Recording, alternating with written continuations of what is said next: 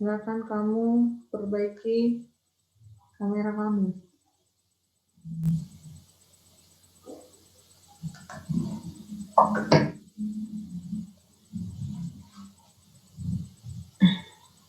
Miss, sudah jelaskan sampai mana?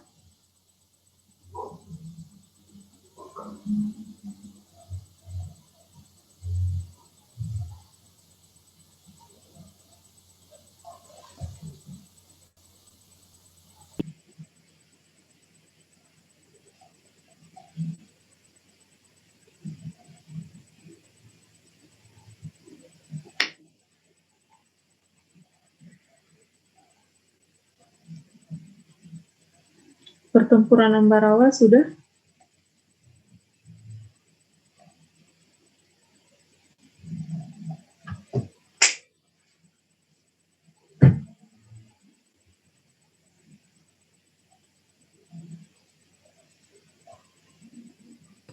Sampai Ambarawa nih. Oke, sudah sampai Ambarawa ya. Oke, kita lanjut ke pertempuran selanjutnya, yaitu pertempuran Medan Area. Suara Miss jelas? Jelas, Miss. Oke, jelas. Oke, pertempuran ketiga yaitu adalah pertempuran Medan Area. Jadi, pertempuran Medan Area ini terjadi atau berlangsung di wilayah Sumatera Utara, ya. Kalau dulu disebut Sumatera Timur, sekarang sudah menjadi Sumatera Utara. Nah, ini diawali dengan kedatangan pihak sekutu di bawah pimpinan Brigadir Jenderal T.E.D. Kelly yang mana mereka berhasil mendarat di wilayah Sumatera Utara pada saat itu dengan memboncengi Nika. Tetapi sebelum kedatangan mereka, tepatnya sehari sebelum kedatangan pihak sekutu ini, di 8 Oktober 1945 telah mendarat RAPWI, ya, Relief of Allied Prisoners of War and Internees, yang juga merupakan bagian dari pihak sekutu, yang mana mereka didatangkan khusus untuk menangani para tawanan, ya, tawanan yang ada di wilayah Medan. Nah, pada saat itu kedatangan mereka ini menempati Pulau Brayan, kemudian ada Saintis, kemudian ada Rantau Parapat, Pematang Siantar, dan wilayah Brastagi. Kedatangan mereka ini disetujui oleh Gubernur Sumatera Timur pada saat itu, yaitu Muhammad Hasan, karena memang tugas dari RAPWI ini adalah menangani para tawanan tersebut untuk diurus dan kemudian dipulangkan gitu.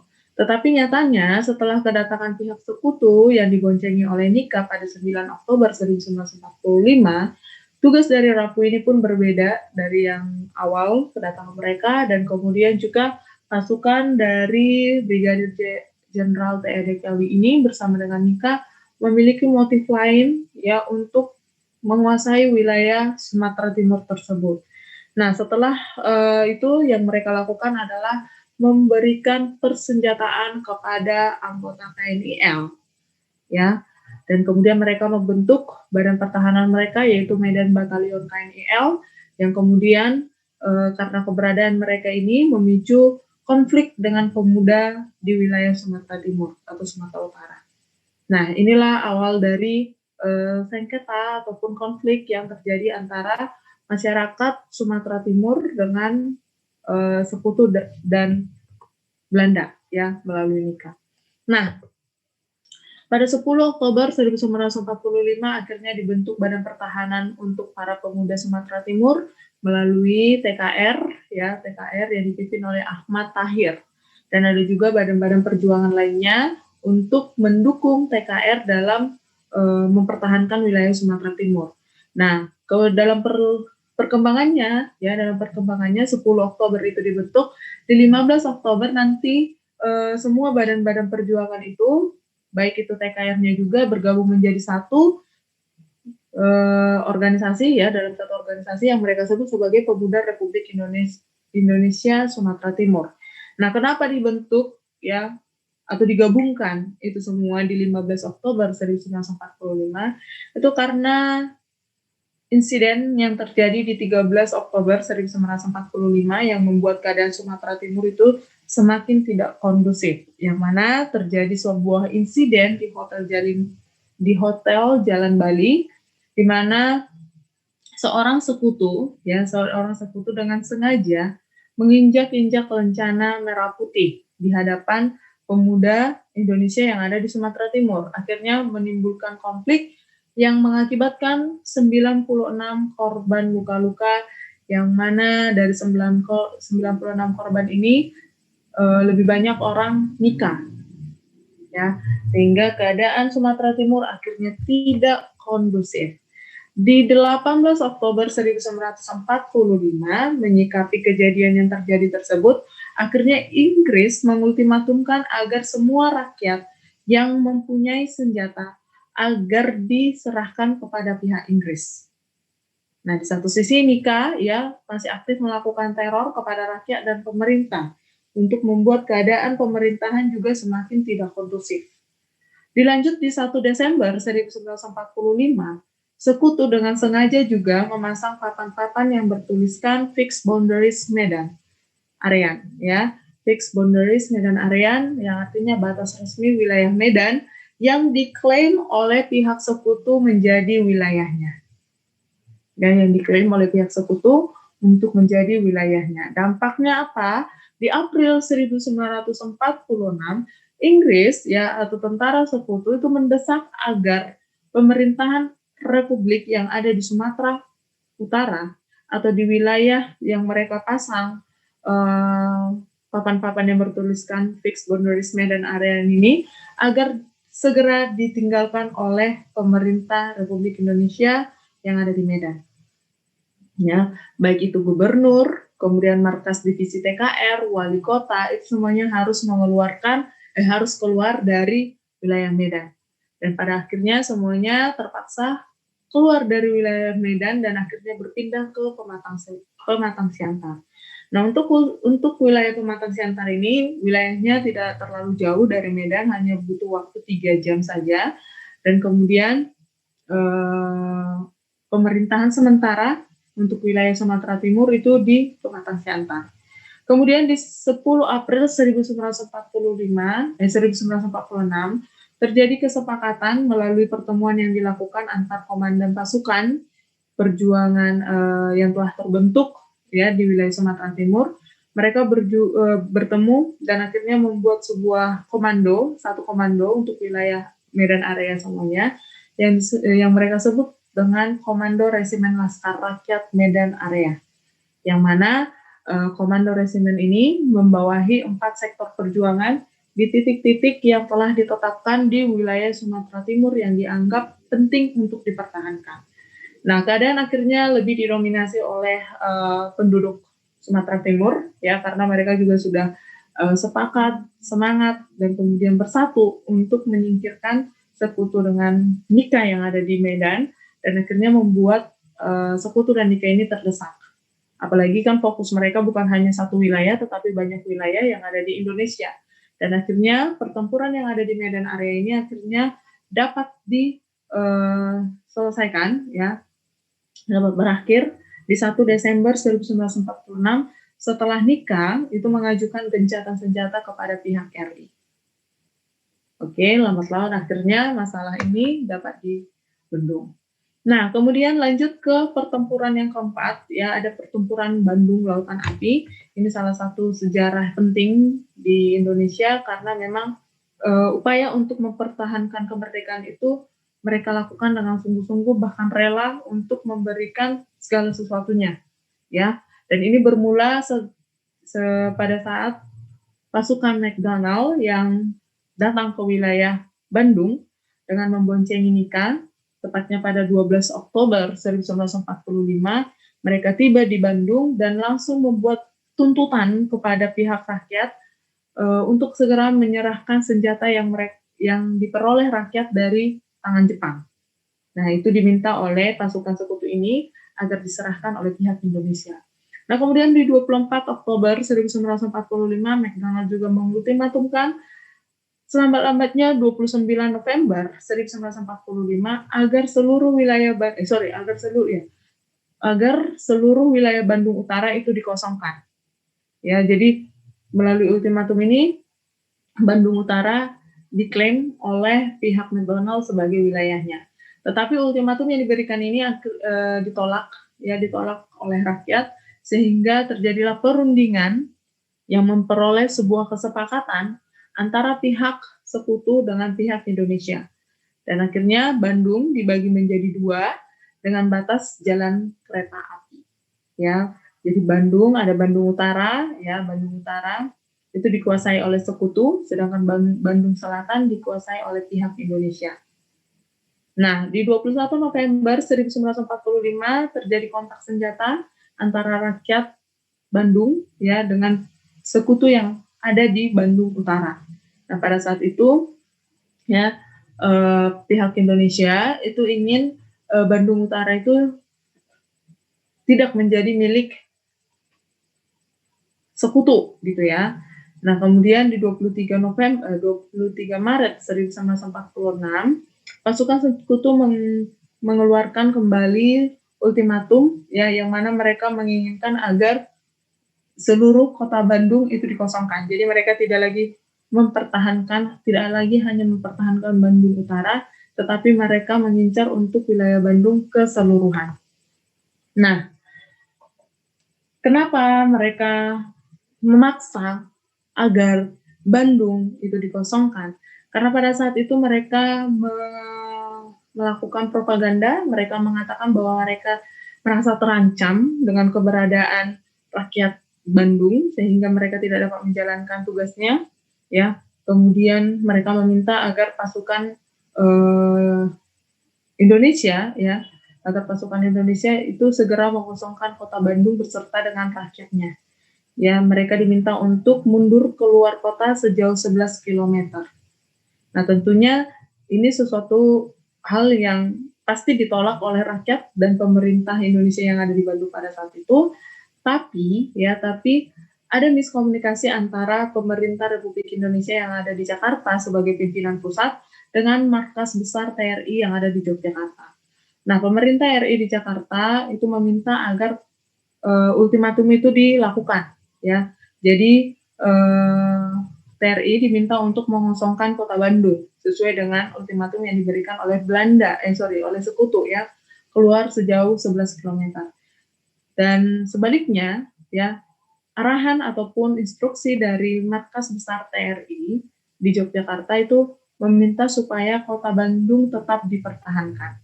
Nah, pada akhirnya TRI harus mendengarkan pemerintahan RI yang ada di Jakarta, ya, melalui Divisi 3 Siliwangi yang dipimpin oleh AH Nasution. Mereka bersama dengan rakyat mematuhi perintah dari Jakarta untuk mengosongkan kota Bandung. Nah, ini ya atas pertimbangan agar tidak terjadi pertumpahan darah yang banyak gitu ya.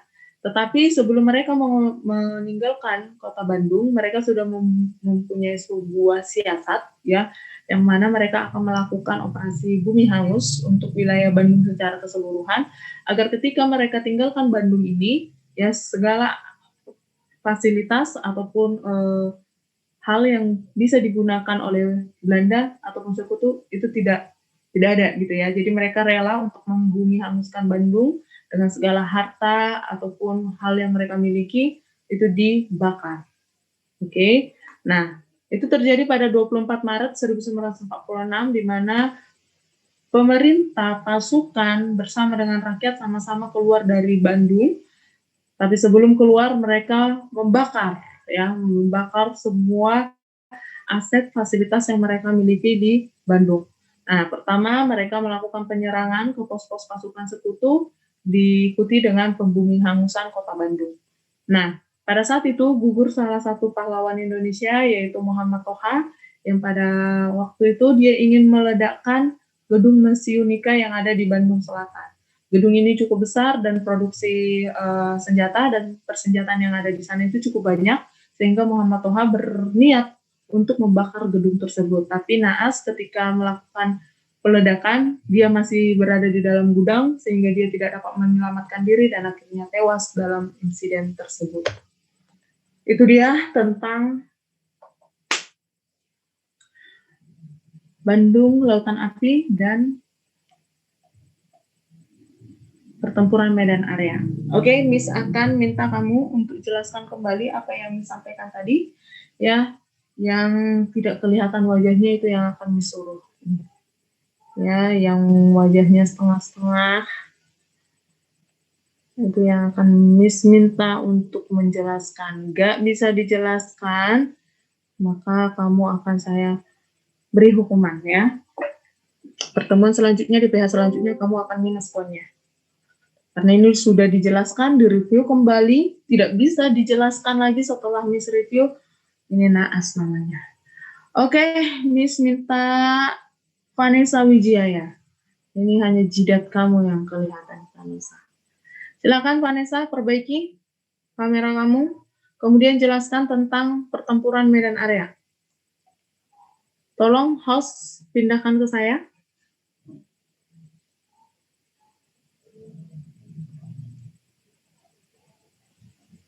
Vanessa Wijaya, bisa dengar Miss? Ya, Miss. Silakan. Pertempuran medan area, perbaiki kamera kamu. Jangan hanya jidat yang kelihatan.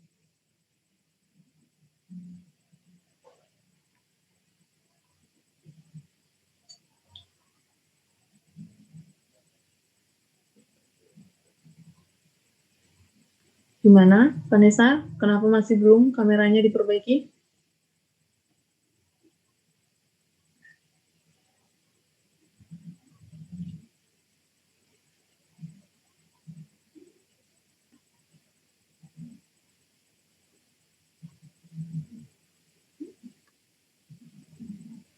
Silakan. Kenapa masih diam?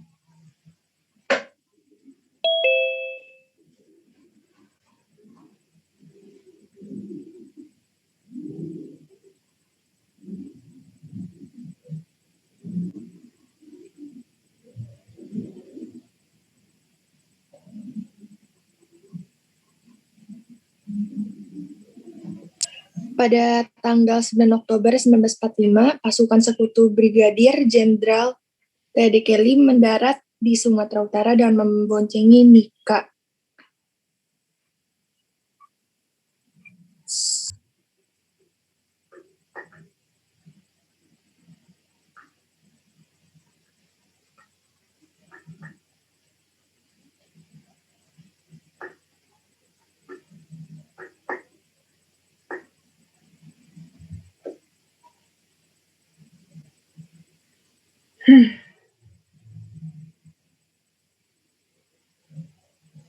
Miss udah suruh kamu baca ulang. Miss minta kamu untuk jelasin apa yang Miss udah jelasin tadi, Vanessa Wijaya.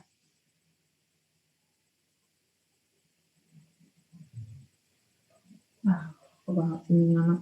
Jason.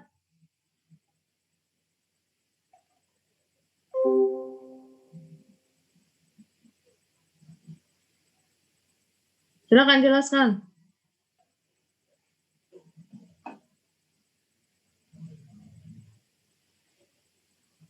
Perbaiki kamera kamu.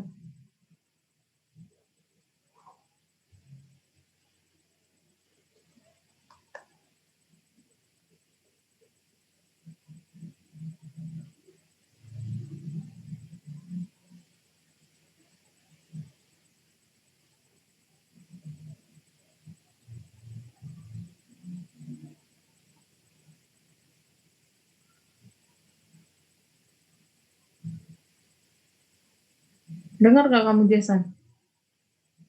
Ya, bisa. Ya udah jelasin.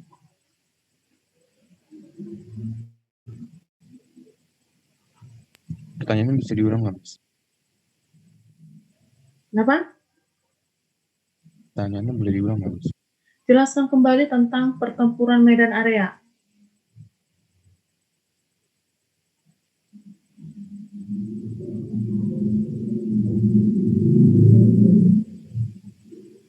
Bisa nggak kamu perbaiki kamera kamu dulu?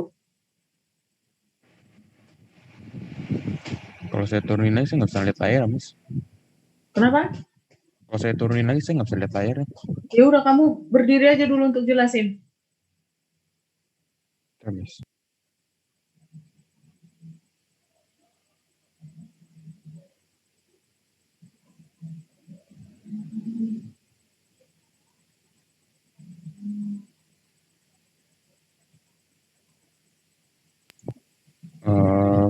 penyebab 18 Oktober 1945 Inggris mengultimatum agar rakyat menyerahkan senjatanya. NICA melakukan teror pada rakyat dan pemerintah. Pada 1 Desember 1945, Sekutu memasang papan-papan yang bertuliskan fix Bundaris Medan Area, batas atau Medan Area atau bisa disebut atau batas resmi wilayah Medan.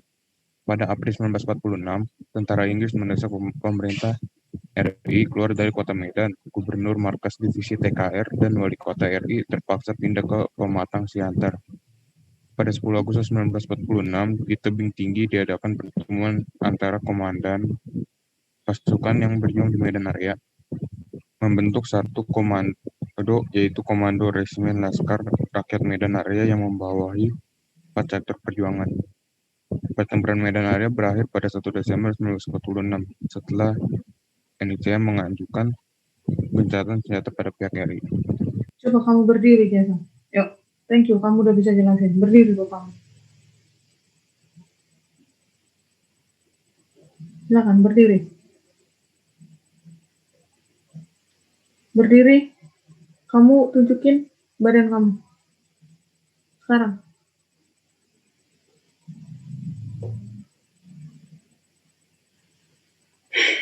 Ini sebenarnya bukan karena kamera kamu. Gak bisa dibenerin. Ya. Siapa walas kamu? Pak Kiriman? Pak PS. Ya berdiri kamu, nak. Berdiri. Yang benar berdirinya.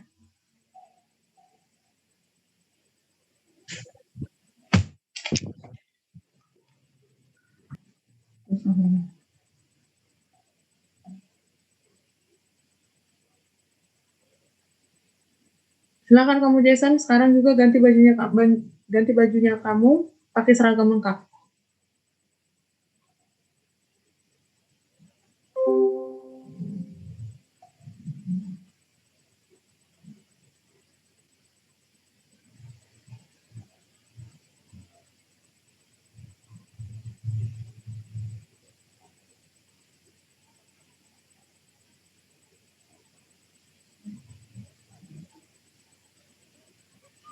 Gabriel, silakan jelaskan tentang Bandung, Lautan Api.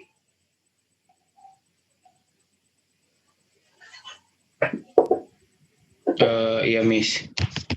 Jadi pada tanggal 12 Oktober 1945, pasukannya McDonald itu yang diboncengi sama Nika itu masuk ke kota Bandung. Terus mereka menuntut agar rakyat menyerahkan senjata-senjata mereka kepada yang diperoleh Jepang kepada mereka. Terus pada tanggal 24 Oktober 1945, McDonald mengultimatum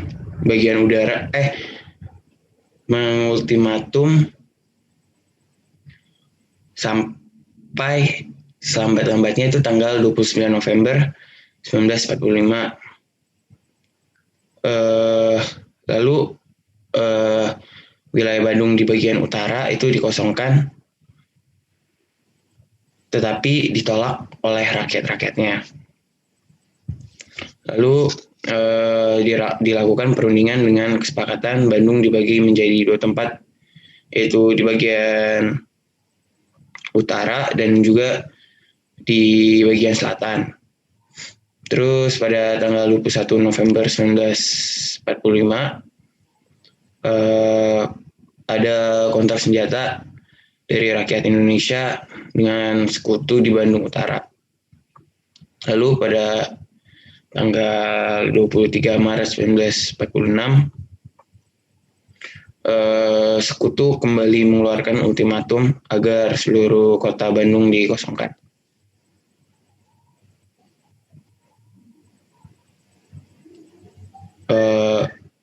Lalu karena merasa terancam, pasukan sekutu meminta bantuan kepada pemerintah Indonesia untuk memerintahkan agar pengosongan kota Bandung atau mundur ke luar kota sejauh 11 km.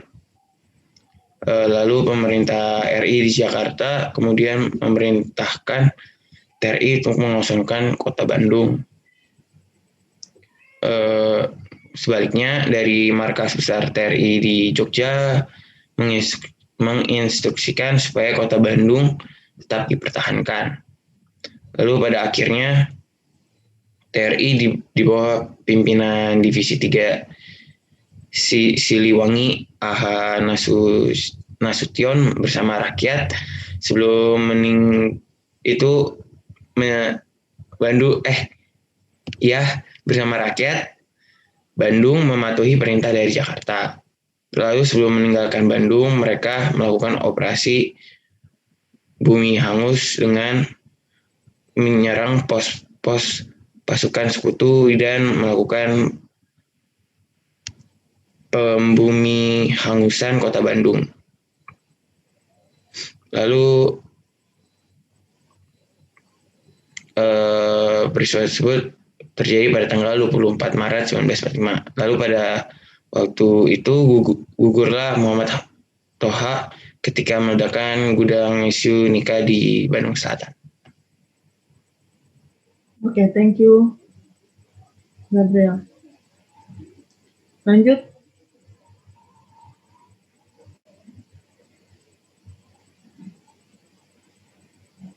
Wisnu. Ngejelasin yang bagian mana, Miss? Jelaskan bagian Bandung Lautan Api. Saya penjelasannya sih yang Bandung Lautan Api. Jadi pasukan sekutu datang tadi dipimpin sama sama itu Miss apa namanya? Belakangnya Donald Miss, saya lupa. Terus dia bonceng Nika kan. Habis itu dia ngultimatum ke rakyat Bandung buat ngelepasin ngasih senjata dari Jepang yang dilucutin sama pemerintah Indonesia sama di pasukan di sana buat dikasih ke si pasukan sekutu, tapi Indonesia menolak gitu. Habis itu diultimatum terus, diteror terus. Habis itu rakyat Bandung itunya ngerasa terancam, habis itu minta bantuan ke pemerintah pusat. Habis itu pemerintah pusat ngasih komando ke pimpinan TNI yang ada di Jogja buat nginstruksiin di bagian Bandung tuh buat mundur, tapi yang TNI yang ada di Yogyakarta ini salah ngasih komando ke Bandung. Ternyata yang dari Yogyakarta tuh ngomandoin buat mempertahankan Bandung gitu. Terus karena ngerasa terancam lagi, ya dia minta bantuan ke pemerintah pusat, dan akhirnya pemerintah pusat juga ngejelasin lagi kalau buat mundur gitu pemerintah yang ada di Bandung buat mundur. Terus habis itu terjadi perundingan buat bagi daerah Bandung tadi, buat bagi daerah gitu. Jadi kayak Bandung bagian utara atau apa ya misalnya yang buat Belanda, sama satunya lagi buat pemerintah Bandung. Tapi karena orang Bandung ini nggak rela daerah Bandung dikuasain, akhirnya bagian Bandung yang mau ditinggalin sama orang Bandung yang buat dikasih ke sekutu dibakar. Habis itu gugur juga pahlawan Indonesia yang namanya Muhammad Toha karena meledakkan gudang Mesu Belanda di Bandung Selatan. Gitu, Miss. Oke, thank you, Wisnu. Jadi, Miss perlu ralat apa yang kamu bilang tadi, itu udah bagus kamu jelasinnya, tapi bukan miskomunikasinya pihak pihak pemerintah yang ada di Jakarta menginstruksikan kepada TKRI yang di Jogja, kemudian Jogja salah menginstruksikan kepada pimpinan yang ada di Bandung, bukan. Tetapi ada dua instruksi yang akhirnya membuat pimpinan TKRI yang ada di Bandung ya untuk menjalankan yang mana nih? Yang di Jakarta suruhnya keluar dari Bandung, sedangkan yang instruksi dari Yogyakarta meminta untuk dipertahankan. Dan pada akhirnya instruksi yang dari Jakarta yang dilakukan. Tetapi mereka membakar dulu Bandungnya sebelum keluar dari Bandung. Oke, Wisnu, aman? Aman, Miss. Oke. Delbert.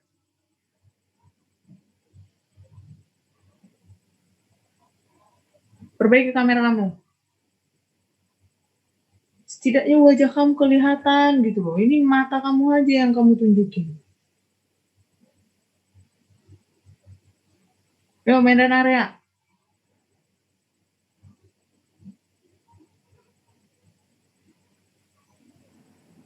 Pertempuran Medan Area itu adalah peristiwa sejarah pada era revolusi. Nah, baca itu yang di Google, baca.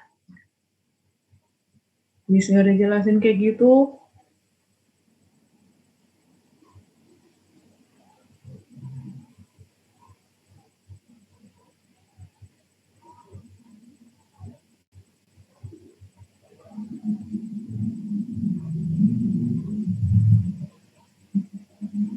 Kamu jelasin dengan kata-kata kamu sendiri, Delbert.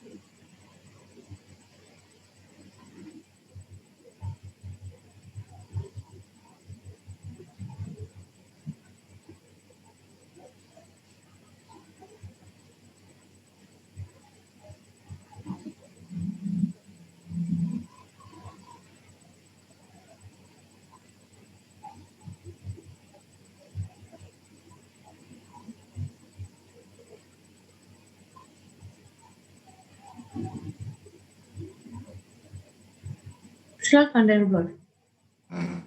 Pemicu pertempuran Medan Area ini adalah dari datangnya pasukan sekutu di Sumatera Utara pada 9 Oktober 1945. Tujuan kehadiran sekutu ini itu adalah selaku pemenang Perang Dunia II adalah mengurus tawanan dan melucuti senjata tentara Jepang di Indonesia. Ternyata sekutu diboncengi oleh pasukan Belanda yang saat itu memakai nama NICA atau Netherlands Civil Administration. Belanda rupanya ingin kembali menguasai wilayah Indonesia yang dulu beratus-ratus tahun mereka duduki. Rakyat dan kaum pejuang yang ada di Sumatera, khususnya yang ada di Medan, tidak tinggal diam melihat peristiwa tersebut, maka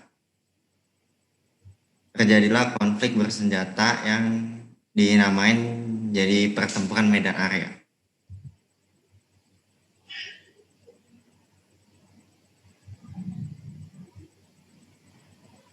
Beginilah kalau gurunya nggak jelasin, tapi nggak diperhatikan. Bahasa Google yang kamu buat, bukan bahasa kamu sendiri. Matthew. Yuk, Medan Area.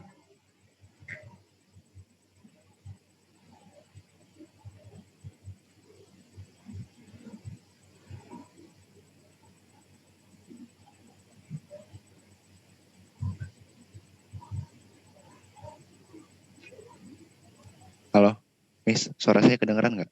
Nah, dengar. Halo.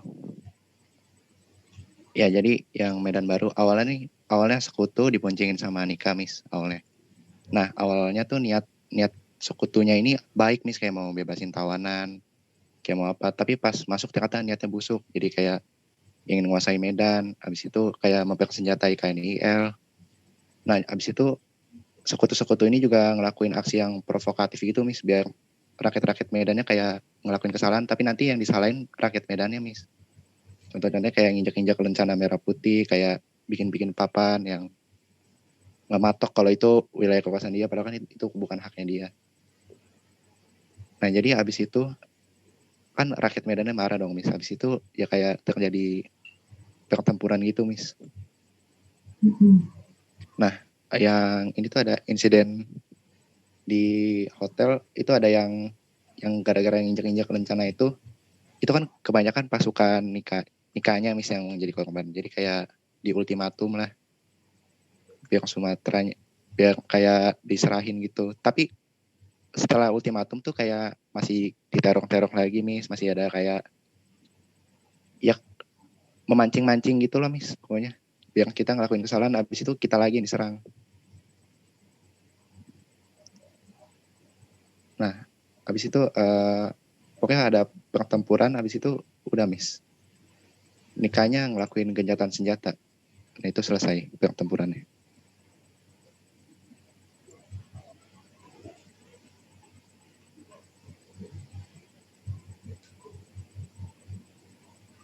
Udah?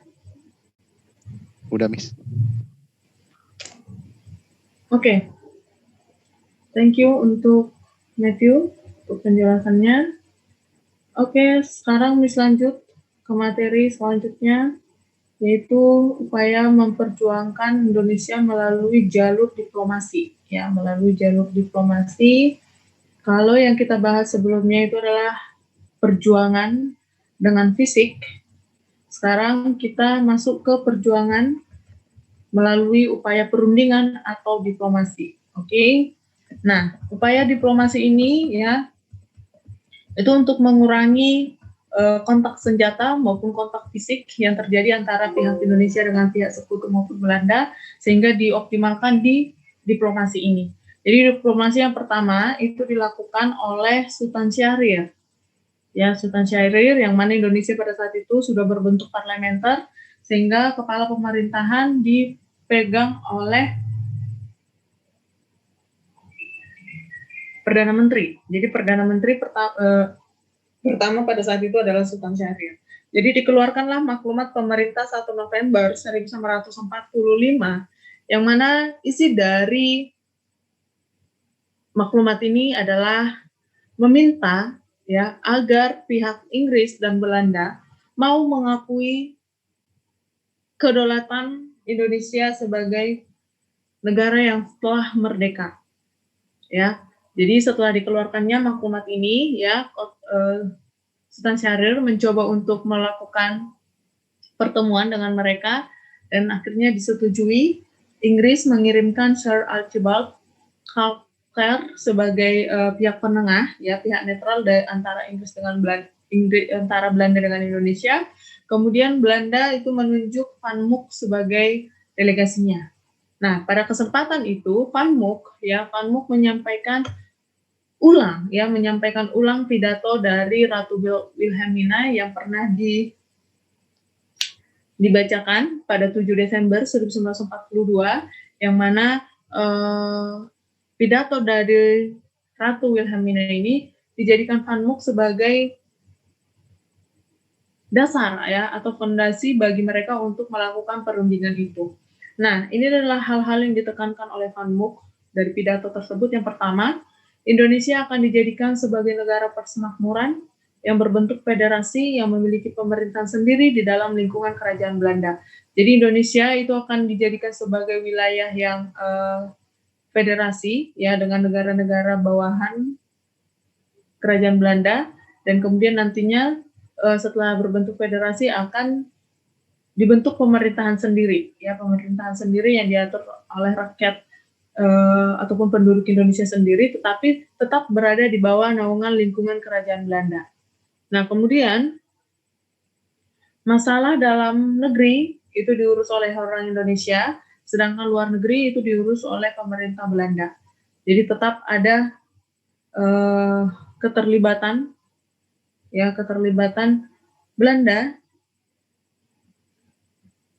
dalam pemerintahan ini, ya, pemerintahan federasi yang akan dibentuk.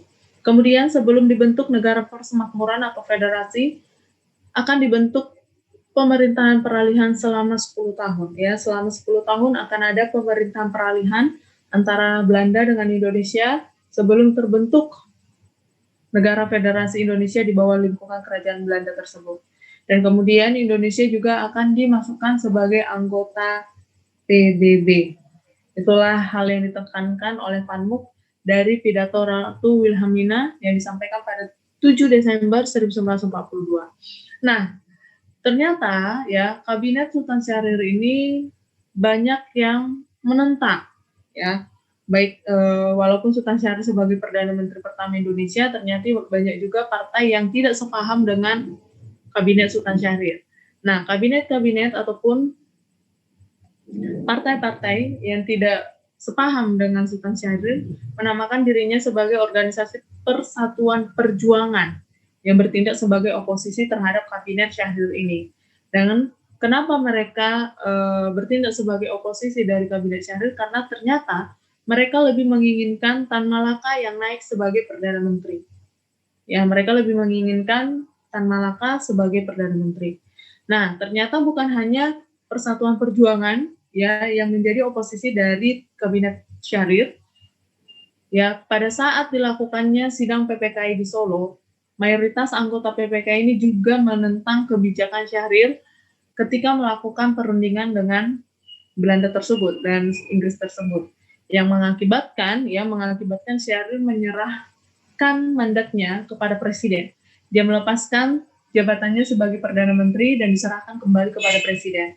Tetapi ya, setelah runtuhnya kabinet pertama Sultan Syahrir, presiden kembali menunjuk dia untuk membentuk kabinet kedua, ya, untuk membentuk kabinet baru dan menjabat sebagai Perdana Menteri kedua, gitu ya, Perdana Menteri selanjutnya.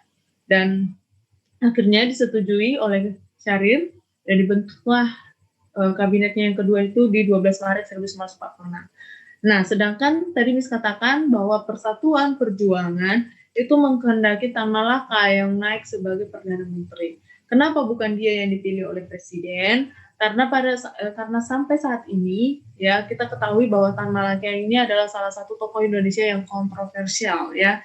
Ada yang mengatakan dia memiliki keterlibatan dengan aliran komunis ya. Ada yang mengatakan dia itu adalah tokoh sosialis seperti itu, sehingga bertentangan dengan pemerintahan. Itu sebabnya dia ditentang dan akhirnya presiden menunjuk kembali Syahrir. Nah, setelah dilakukan perundingan dengan Inggris dan Belanda tadi, akhirnya Sultan Syahrir mengirimkan usul ya untuk meresponi apa yang disampaikan Van Mook terkait pidato Ratu Wilhelmina tersebut. Nah, ada 5 poin yang menjadi fokus dari Sultan Syahrir. Yang pertama, Republik Indonesia harus diakui sebagai negara yang berdaulat penuh atas wilayah bekas Hindia Belanda. Kemudian pinjaman-pinjaman Belanda sebelum tanggal 8 Maret 1942 menjadi tanggungan pemerintah Republik Indonesia. Yang ketiga, Federasi Indonesia Belanda akan dilaksanakan dalam masa tertentu dan mengenai urusan luar negeri dan pertahanan diserahkan kepada suatu badan federasi yang terdiri atas orang Indonesia dan Belanda. Kemudian yang keempat, tentara Belanda segera ditarik dari Indonesia dan jika perlu digantikan dengan tentara Republik Indonesia. Selama perundingan berlangsung, semua aksi militer harus dihentikan. Inilah usul balasan Sultan Syahrir selaku pemerintah Republik Indonesia pada saat itu dalam hal menanggapi pidato Ratu Wilhelmina yang disampaikan oleh Van Mook. Dan pastinya ya apa yang disampaikan oleh pemerintahan Republik Indonesia atau usul balasan tersebut ditolak oleh Belanda. Ya, karena tidak sinkron dengan apa yang diinginkan Van Mook melalui pidato Ratu Wilhelmina tersebut. Dan akhirnya Van Mook mengatakan bahwa ya RI hanya sebagai wakil Jawa dalam rangka pembentukan negara serikat dalam lingkungan kerajaan Belanda. Jadi wilayah Indonesia yang diakui oleh Belanda ya pada saat nanti terbentuknya negara serikat itu hanya kawasan Jawa saja. Nah, menanggapi apa yang disampaikan oleh Van Mook terkait pernyataannya tersebut, di 27 Maret 1946 Sultan Syahrir kemudian memberikan jawaban yang mana ada 3 poin. Yang pertama, supaya Belanda mengakui kedaulatan Indonesia secara de facto atas Jawa dan Sumatera. Jadi Sultan Syahrir meminta Sumatera juga diakui, tidak hanya Jawa. Kemudian supaya RI dan Belanda bekerja sama membentuk Republik Indonesia Serikat. Ini mengarahkan Indonesia setuju menjadi wilayah federasi dari kerajaan Belanda. Kemudian RIS bersama dengan Belanda, Suriname, dan Curaçao itu menjadi anggota dalam suatu ikatan kenegaraan Belanda. Jadi 3 hal ini yang menjadi nota balasan ataupun usul balasan atas pernyataan Van Mook mengenai wilayah Jawa yang hanya diakui dalam rangka pembentukan negara serikat tersebut. Oke, ada pertanyaan sejauh ini anak-anak? Ada pertanyaan? Ingat, materi kita sampai di sini, di slide ini, mengenai perundingan Indonesia di Hoots Railway. Ya, minggu depan kita akan lanjut.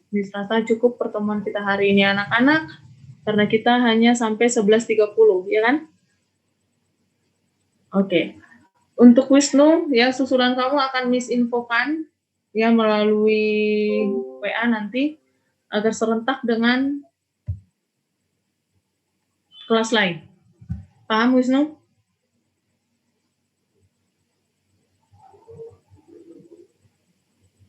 Ada pertanyaan dari Wisnu. Bukannya Tan Malaka punya hubungan dekat ya sama presiden dekat, tetapi karena embel-embel dari Tan Malaka yang berjiwa sosialis itu ya, yang mengatakan yang ada menuduh bahwa dia itu adalah terlibat dalam komunis, akhirnya mematahkan ya niatnya untuk bukan mematahkan niat si Tan Malakanya, tetapi memang tidak mendapat dukungan atas status dari si Tan Malaka tersebut. Paham, Wisnu? Karena sampai sekarang pun Tan Malaka tidak bisa dijadikan sebagai salah satu pahlawan, walaupun sebenarnya kontribusinya juga banyak terhadap pemerintahan Indonesia pada saat itu. Ya, sampai hari ini masih menjadi kontroversi. Apakah Tan Malaka layak dijadikan sebagai salah satu presiden, salah satu pahlawan. Oke, cukup. Rasa pertemuan kita hari ini anak-anak. Silakan melanjutkan pertemuan berikutnya. Tuhan Yesus memberkati. Terima kasih, Miss. Oke.